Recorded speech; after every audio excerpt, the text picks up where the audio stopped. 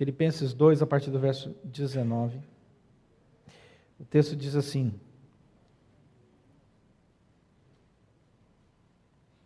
Filipenses 2,19. Espero, porém, no Senhor Jesus, mandar-vos Timóteo, o mais breve possível, a fim de que eu sinta animado também, tendo conhecimento da vossa situação. Porque ninguém tenho de igual sentimento que sinceramente cuide dos vossos interesses, pois todos eles buscam o que é seu próprio, não o que é de Cristo Jesus. E conheceis o seu caráter provado, pois serviu ao Evangelho, junto comigo, como filho ao Pai. Este, com efeito, é quem espero enviar, tão logo tenha eu visto a minha situação. Estou persuadido no Senhor de que também eu mesmo brevemente irei. Julguei, todavia, necessário mandar até vós Epafrodito, por um lado, meu irmão, cooperador e companheiro de lutas, e por outro, vosso mensageiro e vosso auxiliar nas minhas necessidades, visto que ele tinha saudade de todos vós e estava angustiado, porque ouvistes que adoeceu. Com efeito, adoeceu mortalmente. Deus, porém, se compadeceu dele, e não somente dele, mas também de mim, para que eu não tivesse tristeza sobre tristeza. Por isso, tanto mais me apresso em mandá-lo, para que, vendo-o novamente, vos alegreis, e eu tenha menos tristeza. Recebei-o, pois, no Senhor com toda a alegria, e honrai sempre a homens como esse, visto que por causa da obra de Cristo, chegou ele às portas da morte e se dispôs a dar a própria vida para suprir a vossa carência de socorro para comigo. Só até aí. Esse texto de Filipenses fala sobre o desafio de olhar as pessoas, os nossos relacionamentos. E a pergunta é: como nós vemos as pessoas? Como nós olhamos as pessoas ao nosso redor? Como nós avaliamos, analisamos as pessoas? Todas as vezes que nós encontramos alguém, nós emitimos um juízo interno, nós damos um parecer. Às vezes ele é verbalizado, às vezes não. Principalmente se é uma pessoa que você conhece pela primeira vez, ou alguém que você ficou um bom tempo sem ver e de repente você vê de novo, a sua mente já faz ali uma busca, já cria um parecer técnico, né? Engordou, envelheceu, amadureceu, está bonito, está feio, está não sei o quê, tarará, tarará, tarará. Você não fala para ninguém, graças a Deus por isso. Às vezes você fala outras coisas, né? Oh, como ela evoluiu, como ela estudou, e aí vai. Bom, nesse livro Entre os Gigantes de Deus, do J.I. Packer, ele fala sobre 3 grupos no mundo evangélico atual. E segundo o Dr. Packer, ele chama esses grupos de grupos claros. Você consegue evidenciar, né, perceber. O primeiro grupo, ele chama de experiencialistas infatigáveis. O que é o experiencialista infatigável no meio evangélico, segundo o Dr. Packer? Ele diz o seguinte: eles têm uma postura de casualidade e impaciência, sempre à procura de novidades, entretenimentos e pontos altos, valorizando mais os sentimentos fortes que os pensamentos profundos. Por isso que eles são experimentalistas infatigáveis. Estão sempre atrás de uma nova experiência, sempre atrás de uma coisa que os faça sentir uma coisa diferente. A gente chama isso na teologia de teologia do arrepio. Gostei daquela igreja, porque eu cheguei lá e fiquei todo arrepiado, né? A segunda característica desse grupo é que ele salienta continuamente a alegria e a paz, sem contrabalancear com o descontentamento divino e com a luta da fé. Parece que tudo vai bem, sempre, sempre, sempre, sempre. Não existe o outro lado. Não existe a questão do pecado, não existem lutas, é sempre um pensamento positivo. E a terceira característica desse grupo, segundo Packer, é que eles foram vitimados por uma certa forma de mundanismo, por um individualismo antropocêntrico e antirracional, que reduz a fé cristã a uma viagem egoísta em busca de sensações. Eu só quero sentir. Não há prazer em meditar, aprofundar no conhecimento, é só experiência emocional. O segundo grupo, segundo Packer, são os intelectuais entrincheirados. Aí já é um outro lado da história, que são aquelas pessoas que parecem vitimadas por um temperamento inseguro e por complexo de inferioridade. Eles se dedicam incansavelmente à tarefa de sustentar e defender a própria visão de alguma verdade que eles escolheram, sejam eles calvinistas ou arminianos, dispensacionalistas ou pentecostais. Eles não conseguem tolerar com uma pessoa que pensa biblicamente diferente deles. Eles têm a razão absoluta, pensam tanto teologicamente e arraigam tanto a sua fé naquilo que eles acreditam, que eles não conseguem conviver com uma pessoa que pense diferente, mesmo sendo cristão. Se eu sou calvinista, eu não consigo conviver com arminiano. Se eu sou arminiano, eu não consigo conviver com calvinista. E assim vai. E essas pessoas, se eu sou tradicional, eu não consigo viver com pentecostal. Se eu sou pentecostal, eu não consigo viver com tradicional. Essas pessoas, eles são os intelectuais entrincheirados. Eles fecham, criam a sua barreira e se isolam no mundo. Há pouco calor humano entre eles.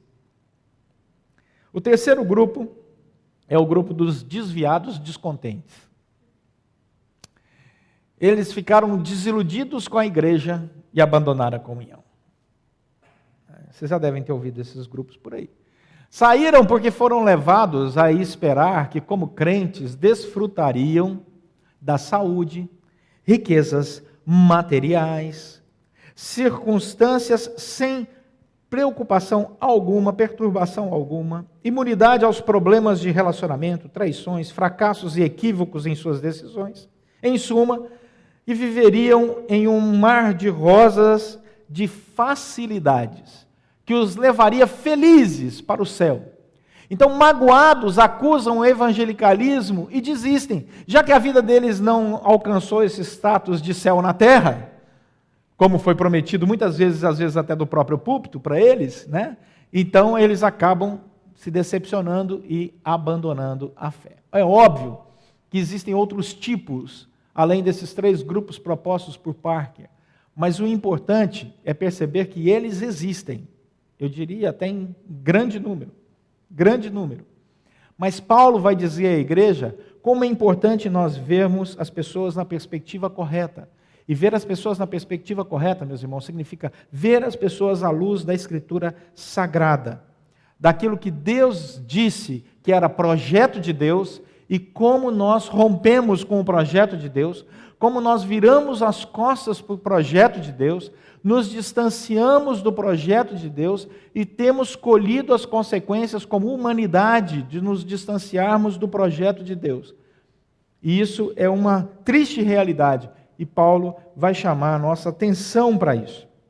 William Hendrickson, ao comentar sobre esse texto de Filipenses, ele diz que Paulo é o servo do Senhor Jesus Cristo, cheio de alegria, que ele é um prisioneiro otimista, que ele é como aquele navio de guerra cruzador, mas ao mesmo tempo humilde, e é também um administrador atencioso, porque Paulo está preso em Roma, quando escreve essa carta, está entre algemas, por causa da pregação do Evangelho, ele estava preso, ele passa necessidades, tanto é que a igreja de Filipos envia Epafrodito com recursos financeiros para ajudar o apóstolo Paulo na prisão, lá em Roma, e diz William Hendrickson que nesse contexto, numa situação terrível de vida, ele está preocupado com a igreja, ele está preocupado com os homens e mulheres de Deus, ele se preocupa com os outros, ele não está preocupado com ele está preocupado com os outros. Que característica maravilhosa desse servo do Senhor. Então, Bruce, um outro comentarista, diz que quando nós olhamos esse texto e começamos no versículo 19, olha aí o versículo 19, e ele diz, espero, porém, no Senhor Jesus. Essa expressão, segundo o comentarista, o grande teólogo, professor de teologia, F.F. Bruce, ele diz o seguinte, essa expressão, no Senhor Jesus, pode ter a mesma força incorporativa de frases semelhantes com a preposição em, noutras passagens de Paulo. Paulo e Timóteo, como companheiros cristãos, partilham da ressurreição de Cristo, seus planos e esperanças formam-se à luz da sua união com Cristo, e quase se poderia dizer que o Senhor Jesus, olha que frase interessante, constitui a esfera dentro da qual Paulo e seus companheiros agem e pensam. Eu achei essa frase tremenda. O que Paulo quer dizer ao usar aquela expressão lá, no Senhor Jesus, é que a partir do momento em que a fé que Deus planta no nosso coração por sua imensa graça, ela começa a ser desenvolvida na nossa vida, todo o nosso pensar e todo o nosso agir é no Senhor Jesus. Nós somos tomados por essa fé. E à medida que a vida cristã vai se desenvolvendo na nossa caminhada, tudo que nós fazemos, tudo que nós pensamos, está dentro desta peneira chamada fé em Cristo Jesus. Passa pela peneira ou não passa? As nossas atitudes, os nossos relacionamentos. E aí, Paulo fala sobre a igreja, Timóteo e Epafrodito, estabelecendo padrões de relacionamento que só o cristianismo pode fazer na nossa vida. Dá uma olhada, por exemplo, nessa primeira característica nos versos 19, 20 e 25. A primeira característica é o amor de Cristo que invade o coração desses irmãos. Vem o verso 19 e diz o seguinte: espero, porém, no Senhor Jesus mandar-vos Timóteo o mais breve possível, a fim de que eu me sinta animado também, tendo conhecimento da vossa situação. Paulo diz assim: eu me importo com vocês. Ele está preso. Ele diz: irmãos, eu quero que Timóteo chegue aí o mais rápido possível, para que ele possa trazer informações sobre a vida de vocês, e eu possa me sentir animado. O que é que vai fazer o apóstolo Paulo preso, uma pessoa feliz? Boas notícias sobre a igreja lá na cidade de Filipos, que ele havia plantado pouco mais de 10 anos antes. E ele diz assim: o que vai me trazer alegria é ouvir que vocês estão bem. Isso é amor, que só Cristo pode fazer. Nesse mundo egocêntrico que vivemos, não há essa correlação. Nesse mundo egocêntrico que vivemos, uma pessoa diz assim: eu estou escrevendo para vocês, né? Se fosse uma carta atual, e eu quero dizer para vocês que eu estou sofrendo, que a minha vida não está fácil, e eu estou muito ruim, e sabe o que me traria alegria? Se vocês pudessem vir aqui me visitar, vem me visitar, me tira dessa situação, ó vida, ó dor, ó miséria, ó sofrimento. Paulo não faz isso, não. Sabe o que me deixa animado aqui preso? É saber que vocês estão bem. Eu estou preso. Ah, mas que alegria saber que vocês estão soltos.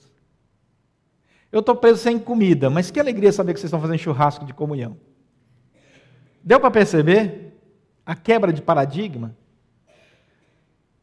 Cristianismo é isso. Verso 20.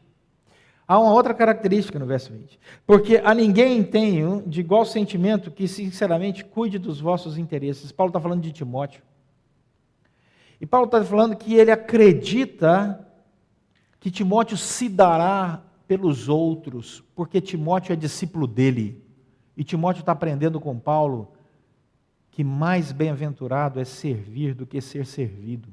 Que mais importante é o que serve do que aquele que é servido, porque este é o ensino de Jesus Cristo. Paulo diz assim: eu não apenas vivo isso, mas ensino isso. Não apenas ensino isso, mas Timóteo está reproduzindo isso. Aí eu pergunto: que tipo de gente nós estamos reproduzindo? Que tipo de cristãos nós estamos gerando nos nossos discipulados individuais? Quem convive conosco tem essa mesma percepção que Timóteo tinha de Paulo? Uma pessoa que alegra em servir, alegra em dar-se, em se importar com o outro. Verso 25, ele diz: julguei todavia necessário mandar até vós Epafrodito, por um lado meu irmão cooperador e companheiro de lutas, por outro lado vosso mensageiro e vosso auxiliar nas minhas necessidades. Como se não bastasse Paulo ter um discípulo chamado Timóteo, ele tem outro, e o nome dele é Epafrodito. E assim a igreja cresce, e a igreja rompe com todos os paradigmas. Sabe o que é impressionante? É que Paulo tinha tido no começo do seu ministério uma decepção muito grande com um jovem chamado João Marcos. Lá em Atos capítulo 13, verso 13, o texto vai nos dizer que Barnabé e Paulo estavam organizando a expansão missionária, E quando a coisa ficou difícil, o jovem João Marcos virou as costas e foi embora. E Paulo se decepcionou muito com ele, a ponto de no capítulo 15, verso 38, ele e Barnabé enfrentarem um problema de opinião acerca de João Marcos, porque Barnabé dizia, vamos dar uma segunda chance para esse rapaz. E Paulo dizia assim, de jeito nenhum, ele nos abandonou no começo da jornada de plantação de novas igrejas, né? no começo da jornada missionária, eu não ando com esse indivíduo. Mas Paulo não desistiu de investir e treinar jovens em acreditar em pessoas. Apesar da decepção inicial com uma pessoa, João Marcos, ele não parou de acreditar que era possível o evangelho transformar pessoas, discipular jovens e levá-los ao caminho do servir a Cristo Jesus e viver no Senhor Jesus. Tanto é que, graças a Deus, pouco tempo depois, você vai ver lá em Timóteo, por exemplo, Paulo se reconciliando com João Marcos e João Marcos se tornando uma pessoa importante no ministério de Paulo. E eu não tenho dúvida que esse processo de reconciliação acontece pela experiência positiva que Paulo vai ter com Epafrodito, com Timóteo e tantos outros. E depois de reproduzir esse discipulado saudável, Paulo diz, vamos dar mais uma chance aí para João Marcos, e João Marcos vem e produz coisas maravilhosas entre eles. Sabe por quê? Porque o vínculo deles era amor. Então, uma das características do relacionamento entre os cristãos é amor. Amor que perdoa, amor que dá segunda chance, amor que acredita no desenvolvimento das pessoas, amor que abre mão dos seus próprios interesses para se alegrar com a alegria do outro. Meus irmãos, quando nós olhamos esse princípio bíblico hoje em dia, percebemos o quanto isso está em falta. O quanto isso está em falta. Infelizmente, vivemos hoje um evangelho muito egocêntrico. Eu vou me alegrar com o outro se eu estiver bem. Eu vou celebrar com o outro se eu estiver bem. Mas não é isso que a palavra do Senhor nos ensina. Versículo 21 e 22 diz que outra característica do relacionamento entre os cristãos é o caráter conhecido e aprovado. Versículo 21 diz, Paulo, acerca de Timóteo, que existe um grupo que busca só o que é seu próprio, mas não é o caso de Timóteo, porque ele não busca não apenas o que é dele, né? Ele não se perde nisso, mas ele busca o que é de Cristo Jesus, o que pertence a Cristo Jesus. Aí ele diz no versículo 22, e conheceis o seu caráter. Caráter, gente, é quando uma pessoa é correta. É porque nós perdemos tanto a relação, o conceito do que é caráter. Uma pessoa de bom caráter é uma pessoa honesta. Então, agora passou a eleição, eu posso dizer, quando você vai votar, você vota em gente honesta. É o primeiro princípio. Chama bom caráter. Daqui 4 anos os irmãos vão lembrar. Bom caráter. O relacionamento entre cristãos tem que começar com o relacionamento da fé, do amor e do bom caráter. E é isso que Paulo diz a Timóteo. Bom caráter. E o caráter, olha o que diz o verso 22, ele é aprovado, ele é conhecido, provado e aprovado. Por quê? Por que o caráter de Timóteo foi provado e aprovado, né? Versículo 22 vai dizer, porque ele serviu ao evangelho. Diga-me quem tu serves e eu te direi o teu caráter. Diga-me quem tu serves e eu te direi o teu caráter. Algumas pessoas perguntaram para mim, pastor, qual é o teu partido? Eu falei, não tem partido nenhum, eu sou inteiro de Jesus. Diga-me quem tu serves, e eu vou te dizer o teu caráter. É simples assim. Então nós servimos a Cristo. Timóteo servia a Cristo. Paulo servia a Cristo. O que eu tenho, o que eu faço, meu investimento, minha preocupação, minha oração, meu amor, meus relacionamentos, estão formatados em Cristo Jesus. Não é em religião, não é em igreja, não é em bispo, não é pastor, não é apóstolo, não é partido político, não é plano econômico, não é nada disso. É muito acima disso, é Cristo. Sirva a Cristo. E Timóteo tem esse caráter aprovado por causa de Cristo. E o mundo precisa ser impactado com pessoas que têm caráter cristão. E é isso que Paulo diz. Agora, olha interessante, quando você serve ao Evangelho, olha o que diz o verso 22, você não está sozinho. Paulo diz, ele serviu ao Evangelho junto comigo. Deus é tão bom que ele não nos deixa sozinho, mesmo que você esteja preso numa prisão em Roma. Você vai ter uma igreja intercedendo. Essa é a bênção da igreja. Igreja que caminha junto, que ora, que se preocupa. Igreja é uma bênção, gente. Igreja é um milagre e é uma bênção. Igreja é um milagre e é uma bênção. Porque não existe uma organização, instituição, sociologicamente, que mais apanhou ao longo da história da humanidade do que a coisa chamada igreja, e apanha até hoje. Mas ela sobrevive, ela cresce, ela impacta a sociedade, ela é um ambiente de amor, ela não é um ambiente de guerra, ela não pega em armas. Essa igreja de Cristo Jesus, ela faz a diferença na sociedade. E é interessante porque diz o verso 22, que eles andaram juntos.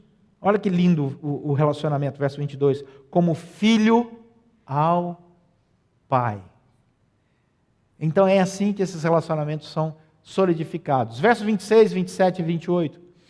As características do relacionamento entre cristãos é que os sentimentos são saudáveis. Olha o verso 26, 27 e 28. Usa a palavra saudade. Ele tinha saudade de todos vós. Ele estava angustiado. Sabe qual era a preocupação agora de Epafrodito? Porque do verso 25 em diante, Paulo para de falar de Timóteo e começa a falar de Epafrodito. Epafrodito era pastor da igreja de Filipos e tinha ido até Roma levar recursos financeiros para ajudar Paulo, que estava preso. No meio do caminho, Epafrodito ficou doente. Ele tinha duas opções. Naquela época, as viagens eram complicadas. Ou ele voltava para Filipos e não ajudava o apóstolo Paulo, ou ele seguia a viagem até Roma com o risco da sua própria vida, porque o estado de saúde dele estava péssimo, e completava a sua missão e levava a ajuda ao apóstolo Paulo, que ele sabia que era uma pessoa extremamente importante no reino de Deus. Qual foi a opção de Epafrodito? Foi para Roma.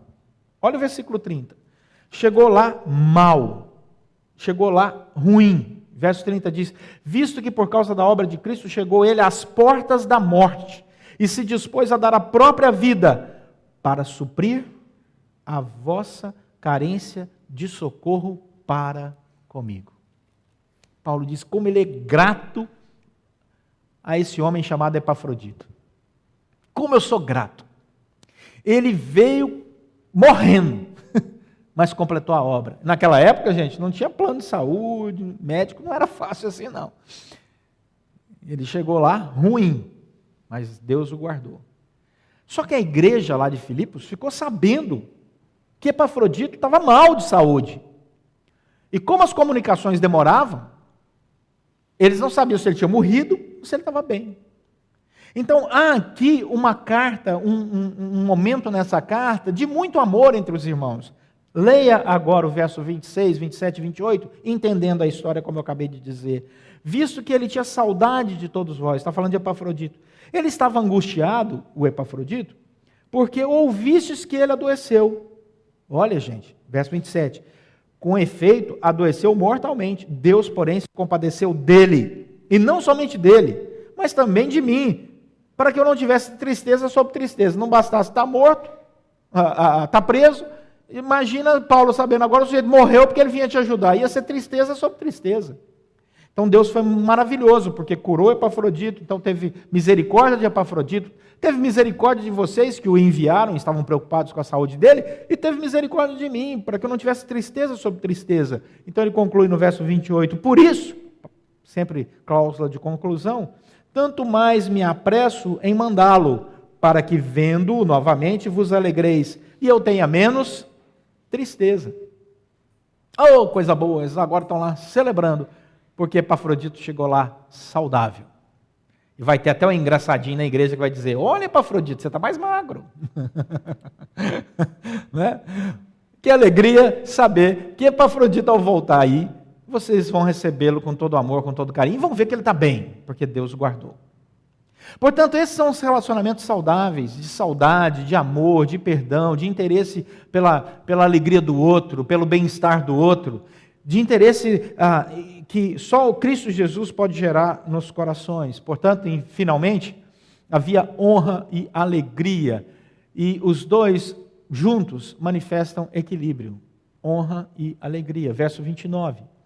Recebei-o, pois, com toda a alegria, O que Paulo se preocupa é que os relacionamentos na igreja devem ser marcados pela alegria, pelo amor, pelo perdão, pelo contentamento.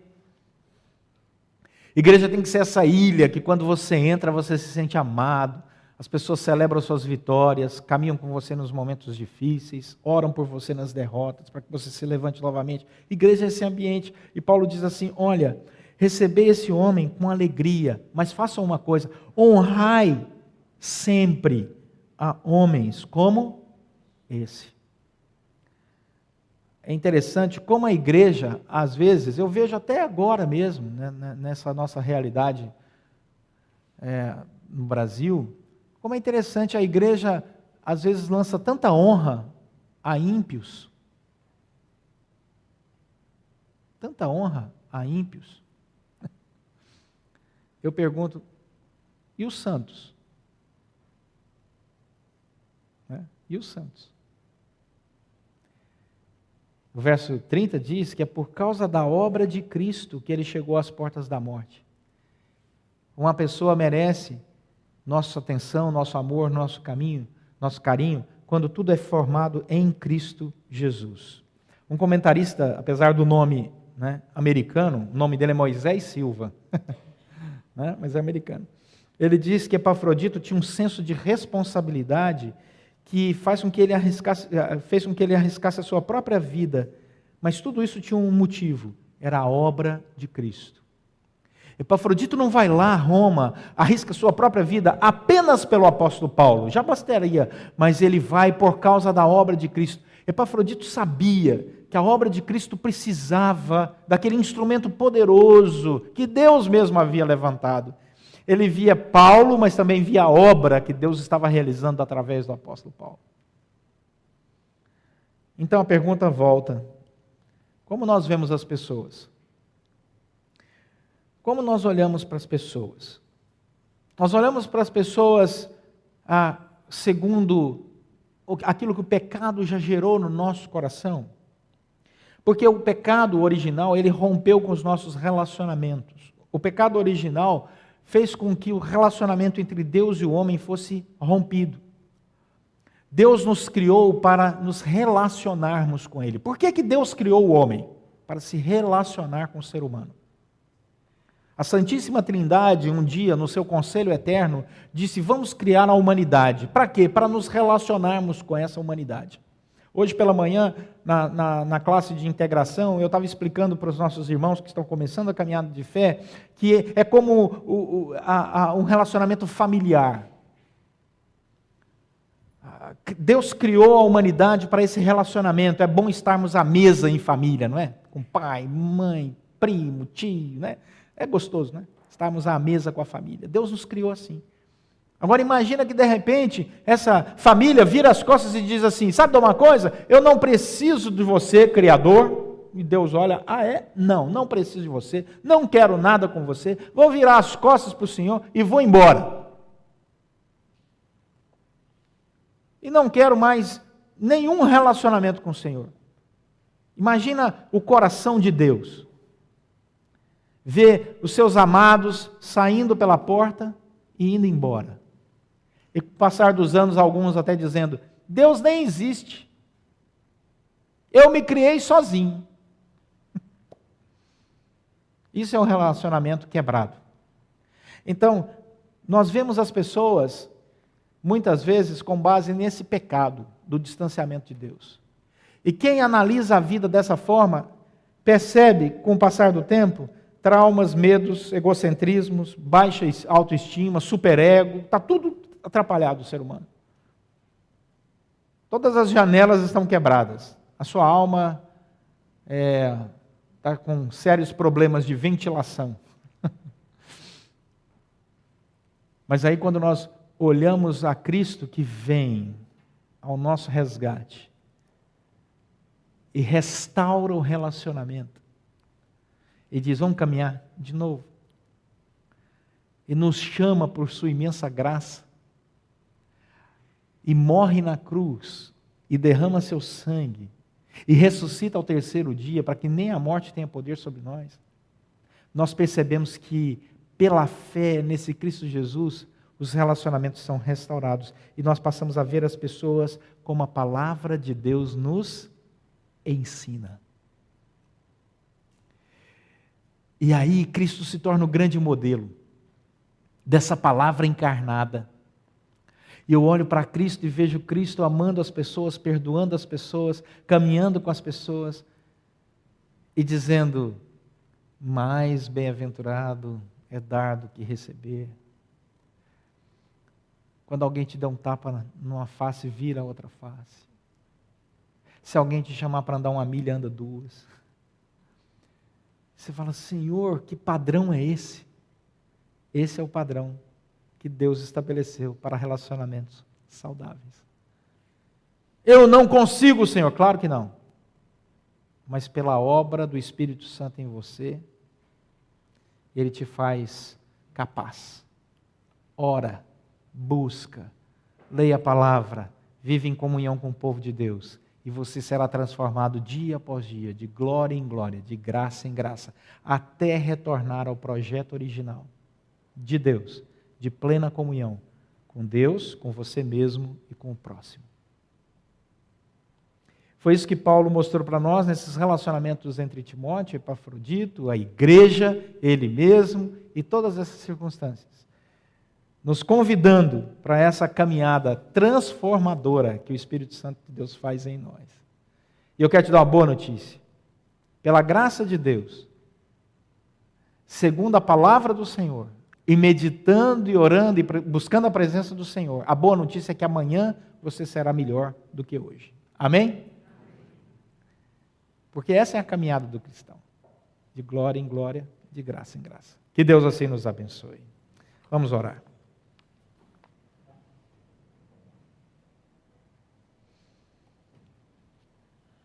Gostaria de convidar você a pensar um pouco sobre os seus relacionamentos. Tire esse momento para refletir. A gente já corre muito de segunda a sábado. Para de correr. Medita agora. Fecha seus olhos, para você se concentrar melhor. Por isso que a gente pede para fechar os olhos, para você se concentrar melhor. Pensa nos seus relacionamentos. Pensa no seu relacionamento com Deus. Quanto tempo você tem investido para ficar sós com Deus? Com a palavra de Deus? Um tempo de oração, de leitura da palavra, em que você escuta uma boa música cristã e você se alegra. Como é que está aí? Será que Deus está sentindo saudade da sua presença? Do seu tempo com Ele?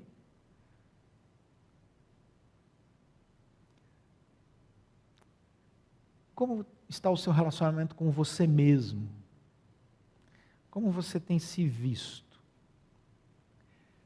Você é especial para Deus. Não permita que o mundo tire isso de você. Você é especial para Deus. Cristo morreu na cruz por você. Não se esqueça disso. Lá na cruz Ele viu o seu rosto. Ele sabia seu nome. Ele morreu por você. Ele não fez por atacado, Ele morreu por varejo. E Ele tem projetos para você. Você é inteligente. Você é saudável. Não permita que o mundo te menospreze. Você é importante para Deus. Ele para te ouvir. E Ele responde a sua oração. Apesar das nossas imperfeições. Ele nos ama a si mesmo. Como estão seus relacionamentos com as pessoas próximas, sua família, seus amigos, seus irmãos de fé? Eles estão pautados no amor, no perdão, no carinho, na atenção, na honra mútua. Honrai sempre as pessoas em Cristo Jesus. Suas palavras são doces, seus gestos ternos. Como estão os seus relacionamentos? Ora, ora. Não permita que o mundo, com tanta notícia ruim, tire de você a ternura a ternura, a delicadeza, a doçura. Não permita. Não permita. Cristo está ao nosso lado. Eis que estou convosco todos os dias, até a consumação dos séculos. Senhor, nosso Deus e Pai, muito obrigado, porque o Senhor nos ama, sempre nos amou, sempre nos amará. Muito obrigado, Senhor, porque o Senhor tem projeto para as nossas vidas. E o Senhor deseja que os nossos relacionamentos sejam saudáveis e o Senhor tem nos capacitado para isso, Senhor, em nome de Jesus. Se não temos desenvolvido relacionamentos à luz da Escritura Sagrada, saudáveis, leves, alegres, nos ajuda, Senhor, nos perdoe e nos auxilie. Ó Deus, que a nossa caminhada seja melhor a cada dia, mais cheia de fé, de amor, de esperança e de paz. Abençoe cada um aqui, cada família representada nessa noite, nos dê alegria.